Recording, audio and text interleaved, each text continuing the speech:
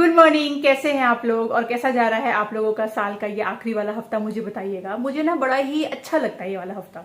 मतलब ना आपके ऊपर लोड प्रेशर कम रहता है, आप चिंता कम करते हो, आप सोचते हो कि चलो जो होना था जैसा होना था अब इस साल तो हो गया, अब नए साल से एक नई शुरुआत करेंगे। बहुत मैं इंट्रोस्पेक्ट करती हूँ, सोचती रहती हूँ, देखती हूँ कि क्या क्या मैंने गलती करी, क्या बेटर हो सकता था, क्या है जो मुझे अगले साल ठीक करना रहेगा और कैसा रहा ये साल, क्या क्या मैंने अचीव किया। वो अचीव क्या किया है वो सोच करके भी खुशी मिलती है और आपको ना एक नई आशा आती है आपके अंदर में कि ठीक है नए साल में और भी बेटर करेंगे। तो ये हफ्ता थोड़ा सा बीच का मुझे लगता है। इनफैक्ट मैं बोलूंगी ये जो लास्ट हफ्ता होता है ना क्रिसमस से न्यू ईयर, ये ना मुझे एयरपोर्ट के टर्मिनल की तरह लगता है। जब आप एयरपोर्ट में होते हो ना तो आप उस शहर के होते हो जहां का वो एयरपोर्ट है और ना तो आप वहां के होते हो जहां आपको पहुंचना है। तो बीच का एक ब्रिज होता है एयरपोर्ट, वैसा ही बीच का एक ब्रिज होता है 25 से लेकर के 1 जैन के पहले जो एक हफ्ता आता है वो, ना तो आप इस साल के हो ना तो आप उस साल के हो, कहीं बीच के हो, है कि नहीं। जस्ट अभी कुक खाना बना करके गई है और आज है देखिए बैंगन का भरता। विंटर्स में ये बहुत बनता है मेरे घर, अंगद को बहुत ज्यादा पसंद है। इधर में है अपना दाल, गाढ़ी वाली दाल बहुत अच्छी लगती है, साथ में राइस है, रोटी है और एक धनिया पत्ता का चटनी भी है। वैसे इसके अंदर ना मैं थोड़ा सा स्प्रिंग आनियन लीव्स अभी ऐड करूंगी ऊपर से, पर वो खाने से 10 मिनट पहले ही ऐड करूंगी, बड़ा अच्छा लगता है। बिना मौसम का हाल बताए व्लॉग कैसे ही बन सकता है कि नहीं। तो आज का मौसम क्या है बेंगलुरु में देखिए, थोड़े थोड़े बादल हैं, धूप भी है और हवा कितनी है वो देखिए। तो ये जो धूप एक्चुअली है ना ये बस नाम की धूप है। जो सर्दी वाली धूप में आपको फील होता है कि मतलब गर्माहट नहीं होती पर ठंड अच्छी खासी। ये देखो आप कितना मस्त वाला जो है हवा यहाँ पे चल रही है और अच्छा लग रहा है मौसम। अभी पिछले दिनों तो बारिश हुई है ना, उसके बाद ठंड जो है काफी अच्छे से सेट हो गई है। कई बार आप लोग मुझे पूछते हो कमेंट सेक्शन में स्किन एंड हेयर से जुड़े हुए प्रॉब्लम के सॉल्यूशन। जैसे रिसेंटली मुझे आया था पिगमेंटेशन के लिए, तो जो मैं फॉलो करती हूँ वो आपको बताने जा रही हूँ। तो मेरी जो है वो है combination skin, oily and dry. जहां पे ऑयली है वहां पे बहुत एक्ने आते हैं एंड प्रेगनेंसी के दौरान मुझे इतने एक्ने आए थे स्टार्टिंग में कि उसके जो एक्ने पिट्स हैं, जो स्कार्स हैं वो रह गए। तो मेरा जो प्रॉब्लम एरियाज है वो है कि मुझे वापस से अपने स्किन को जो है वो नॉर्मल करना है, पहले की तरह इतने ज्यादा जो दाग है वो ना रहे, पिट्स ना रहे और जो एक्नेस आते हैं वो भी अब ना आए, कम आए, उसका कुछ सॉल्यूशन हो जाए। तो बेसिकली मेरा प्रॉब्लम एरिया जो है वो है मेरा स्किन। तो मैं क्या करती हूँ, मैंने डाउनलोड कर रखा है क्योर स्किन का ऐप डाउनलोड करने के बाद में लॉग इन करना है आपको। उसके बाद आपको बताना है कि आपका प्रॉब्लम जो है वो स्किन का है या हेयर का है। मैंने बताया मेरे स्किन का है तो प्रॉब्लम है क्या वो भी बता दिया। उसके बाद में कुछ और क्वेश्चंस पूछते हैं, कुछ मेडिकेशन ले रहे हो आप, प्रॉब्लम्स आपको कितने समय से बढ़ गई है और क्या क्या दिक्कतें आ रही हैं वो सब सही से आपको बता देना है। उसके बाद ये ऐप आपका फोटोज लेता है, side profile, front profile. Photos लेने के बाद में खुद ही ये जो ऐप है ये हाईलाइट कर देता है आपके प्रॉब्लम एरियाज को। तो मेरे जो है वो और भी निकल गए, पिगमेंटेशन निकल गया, एक्ने स्पॉट्स निकल गया, डार्क स्पॉट्स है, कहीं कहीं पे स्कार्स हैं, कहीं पे फेशियल हेयर्स है, वो सब कुछ जो है हाईलाइट हो जाता है फोटोज में ही। उसके बाद जो भी प्रॉब्लम आपने बताई है प्लस ये फोटोज दोनों ही भेजा जाता है एक डर्मेटोलॉजिस्ट को, जो इसको पढ़ते हैं, देखते हैं, समझते हैं और फिर आपके प्रॉब्लम के हिसाब से एकदम इफेक्टिव सॉल्यूशन आपको प्रोवाइड करते हैं। यानी कि क्योर स्किन आपको प्रोवाइड करता है कुछ प्रोडक्ट्स जो आपके प्रॉब्लम के लिए बिल्कुल सही तरीके से क्यूरेट किया गया है। बस उन प्रोडक्ट्स को आपको ऑर्डर कर लेना है। तो मैंने ऑर्डर किया है, तो देखिए मुझे आए हैं 4 प्रोडक्ट्स इस बॉक्स में। बॉक्स के साथ में आपको मिलता है QR कोड, उसको स्कैन करेंगे तो इन प्रोडक्ट्स को यूज कैसे करना है वो आपको चल जाएगा पता। तो पहला जो प्रोडक्ट है वो है देखिए क्योर स्किन का जेंटल क्लींस फेस वॉश, जो कि स्किन को एक्सफोलिएट करेगा और रिफ्रेश करेगा।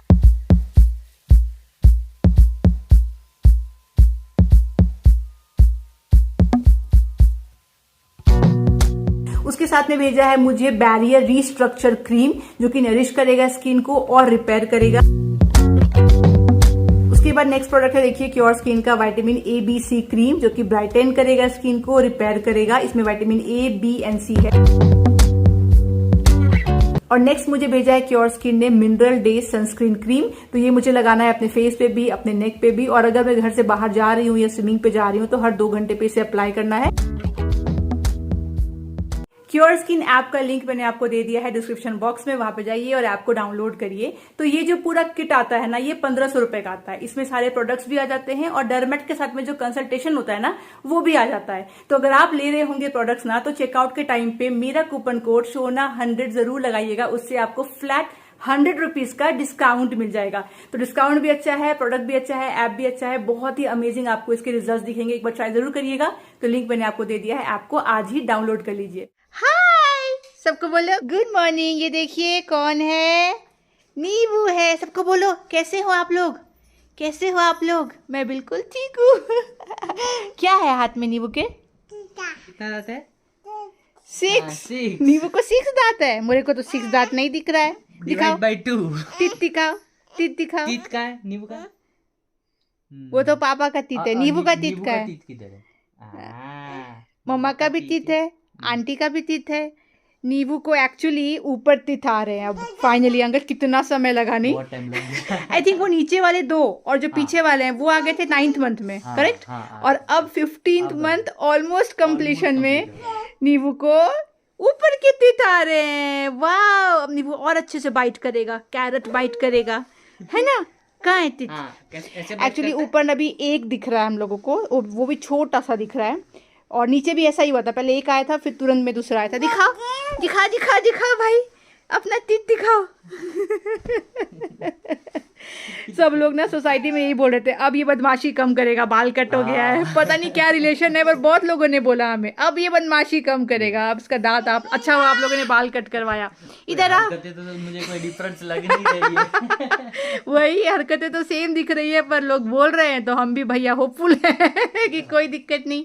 आजा इधर आजा। इसका धोबी पछाड़ कर दो। धोबी पछाड़ धोबी पछाड़ कर करो, दो। धोबी पछाड़ दो इसको। दो टिश्यू टिश्यू चलो, कर दो आज नींबू को ना नहला नहीं रहे हैं, dusting, सिर्फ और सिर्फ इसका जो है वाइप करके बॉडी। हाँ ये भी खोलो भाई साहब।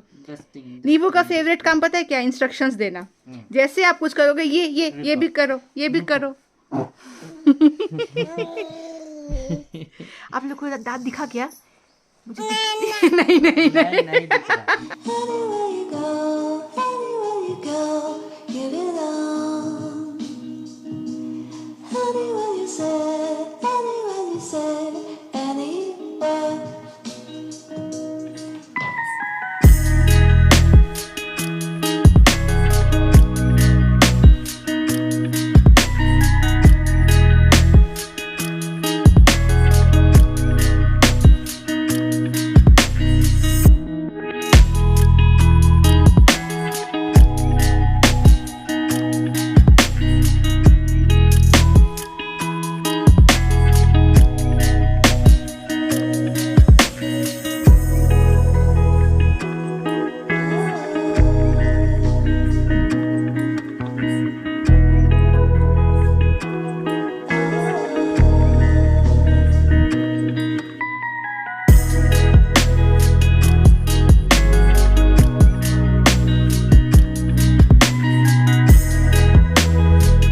पिछले ब्लॉग में मैंने आपसे कहा था कि Q&A करने वाली हूँ, क्वेश्चंस पूछिए, उसका जवाब दूंगी। पर इतने सारे क्वेश्चंस आप लोगों ने पूछे हैं ना कि मुझे लग रहा है कि अगर मैं एक ही वीडियो में कवर करूँ तो वीडियो बहुत लंबा हो जाएगा। तो उनमें से जो क्वेश्चन मुझे लग रहा है बहुत लोग पूछ रहे हैं, फ्रीक्वेंटली पूछ रहे हैं, क्वेश्चंस पे लाइक्स भी ज्यादा है, उसको मैं अभी इस व्लॉग में कवर कर रही हूँ। फिर Q&A वीडियो भी आएगा, फिर भी क्वेश्चंस बच जाएंगे तो मैं उसके नेक्स्ट व्लॉग में भी कवर करने की कोशिश करूंगी ताकि मैं जवाब आपके क्वेश्चंस का दे सकूं। तो मुझे एक क्वेश्चन है जो बहुत लोगों ने पूछा है बहुत अलग अलग तरीके से, वो है फाइनेंसेस को लेकर के, कैसे हम लोग हैंडल करते हैं कि हम लोग इतने ट्रिप्स भी कर पा रहे हैं, 5 स्टार स्टेज कर लेते हैं, हमारे घर पे हेल्पर्स भी इतने सारे हैं, तो कैसे मैं और अंगद फाइनेंसेस को मैनेज करते हैं। देखिए, फाइनेंसेस को मैनेज करने का सबसे पहला इंपॉर्टेंट एस्पेक्ट है वो क्या है? वो है इनफ्लो ऑफ इनकम को ज्यादा रखना, राइट। सबसे पहला क्या है? बेस तो वही है कि पैसा ज्यादा आएगा तब तो उस पैसे को आप अच्छे से खर्च कर पाओगे। तो पहला जो हमारा कोर इंटेंशन रहा है वो रहा है कि स्ट्रीम ऑफ इनकम को ज्यादा रखे, मेरा भी और अंगद का भी।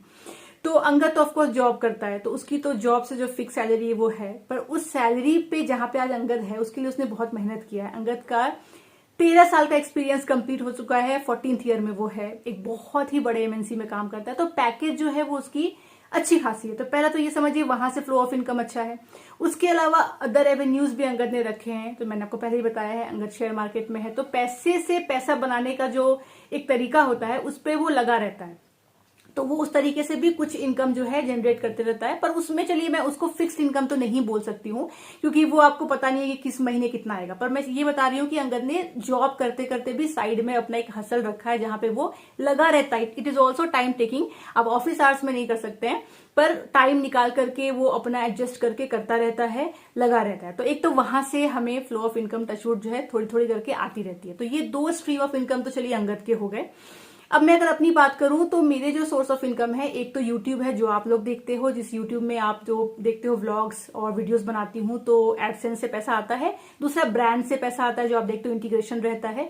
तीसरा मैं फ्रीलांसर हूं, मैं वास्तु और डिजाइन का काम करती हूँ और ये पैसा अच्छा खासा है। पर ये कंप्लीटली, ये जो मेरा सेकेंड काम है वास्तु का, ये कंप्लीटली मैं बोलूंगी भाग्य भरोसे वाला काम है। मतलब नहीं भी मिल सकता था, सबको नहीं भी मिलता है, सब पे कॉन्टैक्ट्स नहीं भी बनते हैं। तो यहाँ पे मेरा कंप्लीटली किस्मत ने काम किया, जो मैंने आपसे शेयर भी किया है। तो वहां पे, और जो यूट्यूब है वहां पे मेरी किस्मत ने कुछ का साथ नहीं दिया है, वहां पे लिटरली बस मेरी मेहनत है। क्योंकि आप देखते हो यूट्यूब में मुझे व्यूज उतने नहीं आते हैं जितने की बहुत लोगों को मैं देखती हूँ कि कंटेंट उतना अच्छा नहीं भी रहता है पर उनको नसीब से आ जाते हैं, मुझे नहीं आते। जबकि मैं, आप देखोगे मेरा हर एक व्लॉग तो मीनिंगफुल ही रहता है। आप कभी भी, आपको ऐसा नहीं फील होगा कि अरे ये व्लॉग ना इसने वही बना दिया होगा, मेहनत तो बिल्कुल नहीं की, कैमरा शेक कर रहा है, ब्लरी है, या 3-4 दिन लगा करके व्लॉग खत्म कर दिया just for the sake of making. नहीं, I really give time to my vlogs and try कि जो भी मैं बना रही हूँ मीनिंगफुल हो, देखने वाले को लगे चलो कुछ तो देख के गए हैं, कुछ हमारा कटा नहीं है। बेसिकली बस एवं टाइटल नहीं डाल दिया, जो भी डालती हूँ क्लिकबेट नहीं होता, उसके बारे में बातें करती हूँ, क्लीन कंटेंट होता है। मैं कोशिश करती हूँ कि पिक्चर क्लैरिटी अच्छी हो, साउंड अच्छी हो, म्यूजिक अच्छा हो, हंसी मजाक से भरा हुआ सब कुछ, बेसिकली पैक कंटेंट बनाने की ट्राई करती हूँ। बट मेरे व्यूज वैसे नहीं है। ऑफ कोर्स व्यूज उतने नहीं है तो उस हिसाब से आपकी जो इनकम है वो भी कम होगी। तो यहाँ पे यूट्यूब में मेरा लक बिल्कुल काम नहीं करता है, और वो क्यों नहीं करता है वो तो मुझे मेरा बर्थ चार्ट देख करके पता ही है। खैर, पर जहां पे मैं वास्तु का काम करती हूँ, डिजाइन का काम करती हूँ, वहां पे मेरा लक ही सिर्फ काम करता है। वहां पे मुझे काम मिलता है, जिस मुंह मांगे दाम पे मिलता है, जिस तरीके के लोग मिलते हैं या जुड़े हुए मेरे साथ, वो कंप्लीटली लक है। तो इसलिए मैनेज, मेरे को लगता है ठीक ठाक ही है। एक तरफ लक काम कर रहा है, एक तरफ प्योर मेहनत काम कर रहा है, दोनों मिला जुला के अच्छा फल मुझे at the end of the month मिल जाता है। अब देखिए, पैसे हम कैसे मैनेज करते हैं, इसके लिए सबसे ज्यादा जरूरी ये जानना है कि हमारे पैसे फंसे कहाँ कहाँ हैं। आपके पैसे जहां जहां फंसे होंगे ना, वहां वहां आपको किल्लत तो आनी है। जहां जहां किल्लत आनी है वहां वहां आपको लाइफ में कॉम्प्रोमाइज करना पड़ेगा। आज के तारीख में हर एक मिडिल क्लास का, मैं बोलूंगी, सबसे बड़ा चंक ऑफ मनी जहां फंसा रहता है वो रहता है प्रॉपर्टी में। एक सर पे छत खरीदने के लिए लोग करोड़ों फूक देते हैं। अपनी औकात से ऊपर का लोग घर खरीद लेते हैं सोसाइटी को दिखाने के लिए या खुद के शौक में, और उसका EMI चंक बहुत बड़ा होता है। और ये मैंने अपने आसपास कई लोगों को देखा है। इनफैक्ट मेरी खुद की फैमिली में भी कुछ लोग ऐसे हैं जिनको मैंने देखा है कि उन्होंने ऐसा किया है। द मोमेंट आपका पैसा बड़ा चंक जो है वो EMI पे जाना शुरू हो जाएगा ना, आपको अपने लाइफ में कॉम्प्रोमाइज करना पड़ेगा। मान लीजिए अगर आपका और आपके हस्बैंड का कंबाइंड इनकम जो है वो महीने का 1.5 लाख है, ठीक है, और आपने जो घर लिया है उसका जो EMI है वो सपोज करिए 90,000 का है, तो बचे क्या, 60,000 बचे। तो 60 में आपको घर भी देखना है, इमरजेंसी फंड भी देखना है, इन्वेस्टमेंट भी देखना है, कहीं पे आपको ट्रिप प्लान करना है वो भी देखना है, फैमिली को भी देखना है। तो कैसे होगा, तो क्रंच महसूस होगा। पर यही पे सोचिए अगर आपने माइंडफुली कुछ किया हो और आपका जो EMI है वो कम जाता हो, ये जाता ही ना हो, तो कितना बचा, 1.5 लाख रुपया बच गया। टैक्स डिडक्शन के बाद की बात कर रही हूँ, 1.5 लाख रुपए बच गए। फिर 1.5 लाख में आप करो प्लान। या चलो आपने कोई ऐसा घर लिया जिसका EMI कम था, मान लीजिए 30-40 हजार रुपए का था, तो भी आपके पास मेजर चंक बच गया। तो मतलब मेन जो होता है ना वो डिसीजन बेस्ड होता है कि आपने कहाँ कहाँ अपने पैसे लगाए हुए हैं। तो हमने वहां पे बहुत ही जल्दी किया था फैसला कि हमें घर लेना है, तो हमने 2014 में बुक कर लिया था। हमने अपने बजट से अंडर बजट का घर लिया। सोचिए, लोग बजट से ओवर जाके लेते हैं, पर उस टाइम पे भी हम जितना अफोर्ड कर सकते थे उससे भी नीचे का हम लोगों ने घर लिया। पर इसका मतलब ये नहीं कि हमने कॉम्प्रोमाइज किया। ये प्रॉपर्टी BDA प्रॉपर्टी है। आज की तारीख में हमारे घर के सामने जो विलाज मिल रहे हैं वो 8 करोड़ के स्टार्टिंग है। जो अपार्टमेंट्स मिल रहा है वो 2.5 से 3 करोड़ में आपको 2 BHK मिल रहा है। मैं बिल्कुल भी एग्जैजरेट नहीं कर रही हूँ। ये BDA प्रॉपर्टी प्राइम एरिया है। आप समझिए, यहाँ मेरे एरिया से सरजापुरा जाने में आपको 4 किलोमीटर में आपको सरजापुरा जा सकते हो, 2 किलोमीटर में आप इलेक्ट्रॉनिक सिटी जा सकते हो। जितने भी बड़े MNCs हैं वो सब यहाँ पे 8-9 किलोमीटर के अंदर है। तो ये एरिया बड़ा अच्छा है। तो हमने उसमें सर्च किया, ढूंढा मेहनत से। पर उस टाइम पे ये एरिया, मतलब आसपास के लोकेलिटीज तो वैसे ही थे, पर ये एरिया अंडर डेवलप था। रोड नहीं था यहाँ पे, कोई अपार्टमेंट्स नहीं थे। तो हमने बहुत सहा उस टाइम पे। जब शिफ्ट हुए ना, बड़ी दिक्कत आती थी। मतलब स्टार्टिंग में तो जोमेटो, स्विगी वगैरह भी यहाँ पता है गिने चुने रेस्टोरेंट्स आते थे। उस टाइम पे हमने इतना सहा, पर धीरे धीरे इवेंचुअली आपको फल मिलता है आपके डिसीजन का। आप जब कष्ट काटते हो इनिशियली, बाद में उसका फल मिलता है। फाइनेंशियल प्लानिंग मेरी कैसी रहती है मैं आपको भी वो बताने जा रही हूँ। ये है आफ्टर लोन कंप्लीशन। आपको पता होगा कि 2024 में मैंने अपना इस घर का जो पूरा लोन है वो खुद से पैसे कमा करके पे कर दिया है। तो अभी हमारे सर पे कोई लोन नहीं है, ना तो हमारे ऊपर में कोई होम लोन है, ना तो हमारे ऊपर में कोई कार लोन है। तो हम अभी फिलहाल लोन फ्री हैं। तो लोन फ्री होने के बाद अभी हमारा कैसा है प्लानिंग, कैसे मैं अपने पैसे सेव इन्वेस्ट करती हूँ, कितना कितना रुपया, वो मैं आपको भी बताने के लिए जा रही हूँ। तो सबसे पहले मैं बताती हूँ कि मैं पर मंथ कितना ज्यादा SIP करती हूँ। तो मेरा एवरी मंथ फिक्स्ड है कि मैं 40,000 रुपए का SIP करती हूँ। ये जो 40,000 रुपए हैं ये खुद ब खुद मेरे अकाउंट से कट हो जाते हैं। तो ये इन्वेस्ट हो जाता है हर महीने अपने आप 40,000 रुपए। इसके बाद मैं 30,000 रुपए म्यूचुअल फंड में डालती हूँ। ये जो 30,000 रुपए है ये हमारी खुद की प्लानिंग की म्यूचुअल फंड होती है। SIP तो आपका अपने आप हो जाता है, इसमें आपको सोचना पड़ता है कि आपको कहाँ पे पैसे लगाने हैं। तो मैं 30,000 रुपए लगाती हूँ, जो अंगद मेरा प्लान करता है कि उसको कहाँ कहाँ लगाने हैं, ये मंथली बेसिस का मैं बता रही हूँ। उसके अलावा 50,000 रुपीज मेरा चला जाता है सीधा इमरजेंसी फंड बोलिए, लिक्विड कैश बोलिए। उसके बाद मेरा जो मेजर चंक जाता है वो जाता है हाउस हेल्प पे। तो हाउस हेल्प के लिए मोटा मोटी आप पकड़ लीजिए कि हमें लग जाते हैं 22,000 रुपीज। इससे भी ज्यादा लगते हैं खाना पीना, उनको और भी चीजें जो होती हैं, पर आप इतना समझ के चलिए कि 22,000 रुपए महीना। उसके अलावा मेरे तरफ से जो जाता है वो जाता है हर महीने 10,000 rupees, every month 10,000 rupees to the joint account. तो मेरे और अंगद का एक ज्वाइंट अकाउंट है जहां पे 10,000 रुपए मैं डालती हूँ, 10,000 रुपए अंगद डालता है। ये जो ज्वाइंट अकाउंट है इसका मेन पर्पस होता है कि इसी से हमारा दो जो इंश्योरेंस है, एक हमारा हेल्थ इंश्योरेंस है, मतलब हमारा मतलब मेरा अंगद दोनों का, एक कंपनी से भी है, ऑफिस से भी, एक हमने खुद का ले रखा है। तो हेल्थ इंश्योरेंस और अंगद का एक लाइफ इंश्योरेंस है, उसका जो प्रीमियम है जो साल में एक बार देना होता है, उस प्रीमियम को देने के लिए हर महीना 10,000 रुपए मैं डालती हूँ एक अकाउंट पे और अंगद भी डालता है हमारे ज्वाइंट अकाउंट में। तो इन टोटल हम 20,000 रुपए हर महीना इस अकाउंट में डालते हैं और ईयर के एंड में जब हमें प्रीमियम भरना होता है तो उसी अमाउंट से इंश्योरेंस पे हो जाता है, अंगद का लाइफ इंश्योरेंस भी और हेल्थ इंश्योरेंस भी। तो 10,000 रुपए मेरा कॉन्ट्रीब्यूशन उसमें हर महीना रहता है। उसके अलावा 15,000 रुपए मैं नीव के लिए सेव करती हूँ और 15,000 रुपए अंगद भी नीव के लिए डालता है। ये नीव का हमने अलग रखा है, उसमें जाता है नीव के लिए। ये जब से नीव पैदा भी नहीं हुआ था तब से, मतलब प्रेग्नेंट हुई हूँ उस टाइम से हमने चालू कर दिया है। तो 15,000 रुपीज मेरी तरफ से नीव के लिए फिक्स्ड है, तो जाता ही जाता है। इसके अलावा 10,000 रुपए मैं ज्वेलरी के लिए रखती हूँ, जो मैं हर साल लेती हूँ ना दिवाली के टाइम पे, उसमें 10,000 पर मंथ पहले से मैं सेव करके अपने अकाउंट में रखती रहती हूँ ताकि ईयर एंड में मुझे जो भी लेना हो मैं ले सकूं। इसके अलावा जितना भी पेमेंट होता है, जैसे कि अमेजोन का जो मेंबरशिप होता है, उसके बाद में नेटफ्लिक्स का मेंबरशिप है हमारे पास में, और भी कुछ है जैसे सोनी लिव वगैरह, मतलब कोई भी अगर टीवी का जो ऐप होता है उसका हो गया, काइने मास्टर जो मैं एडिट करती हूँ वीडियो, उसका भी पेमेंट होता है, तो काइने मास्टर हो गया। ये सबका पेमेंट होता है मेरे क्रेडिट कार्ड से। तो मेरे पास एक ही क्रेडिट कार्ड है, उसमें मैंने ये सारे पेमेंट मैं करती हूँ। बेसिकली वो हर महीना खुद ब खुद कट हो जाता है। तो ये इन सारे जो चीजें हैं इसका जिम्मेदारी भी मैंने अपने क्रेडिट कार्ड से उठाया हुआ है, वो पेमेंट अपने आप कट जाता है। बहुत बड़ा अमाउंट नहीं है पर फिर भी जोड़ जाड़ के 3-4 हजार का हो ही जाता है, तो वो चला जाता है वहां से।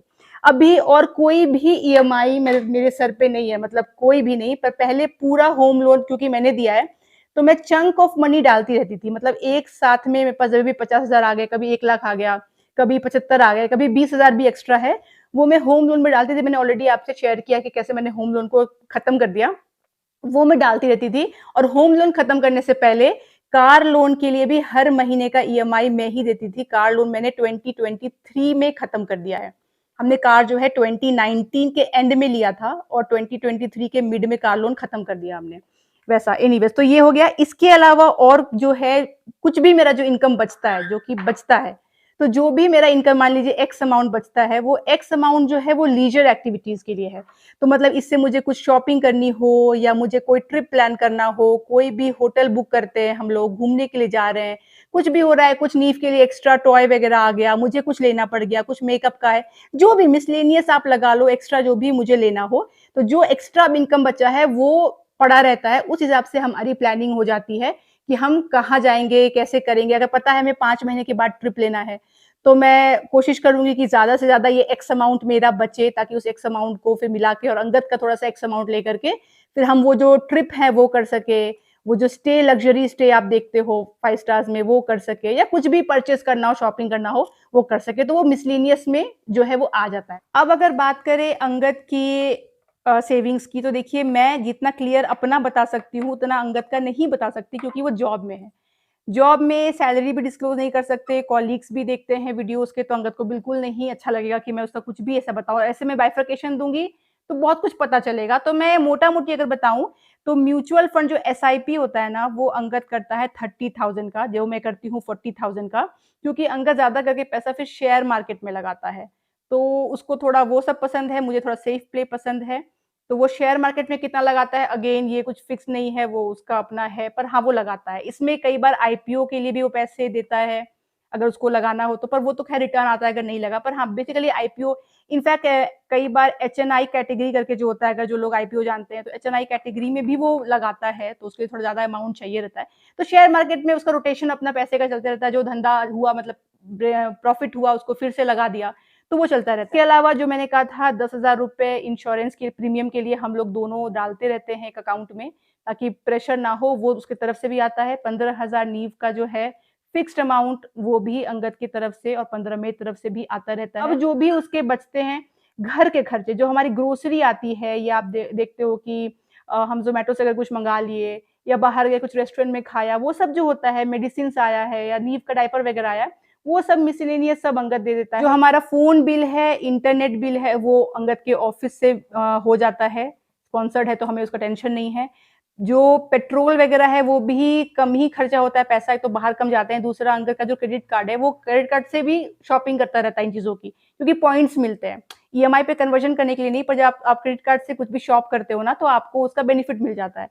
तो उसका जो पॉइंट्स होता है उससे पेट्रोल कई बार निकल जाता है, कई बार बिग बास्केट का भी उससे कूपन आ जाता है, तो वो बेसिकली वो उससे पॉइंट्स कमा के यूज कर लेता है।